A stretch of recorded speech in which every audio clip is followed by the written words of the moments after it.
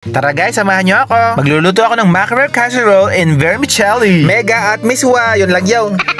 Unahin nga pala natin itong mantika at i-flex ko nga lang pala itong boteng ito na talaga namang hindi nabububuyaan. Ay sino ka diyan?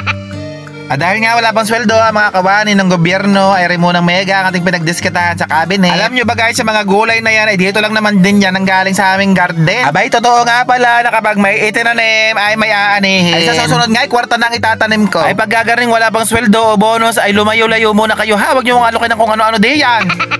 At nung nailagay na nga mga pampalasa din ay sumarap na at bumango na rin ang ating niluluto. At kapag garning luto na ay pwede nang ilagay aring vermicelli o miswa. At sa puntong ito nga ay talaga namang dinaan na lang natin sa presentation ng pagkain para naman sumarap-sarap tingnan lalo. Kahit ano yatang pagkain basta magandang presentation ay talagang gagana kang kainin. Ay dumako naman tayo din sa side dish. Aray nga pala yung bigay sa akin ng pinsan. Nakita nyo naman ito napakasarap din yan. At pagkatapos nga kumain ay aray nga at naglinis na rin ng mangyan. Food grade nga pala yan. Pwede yan sa rep, sa oven, sa lutuan. At wala na yung banlawan. At ang pinakagusto ko talaga dito guys ay yung bango niya. Ay talagang napakabango. Bumabalik ang alaala ng Christmas party ng high school.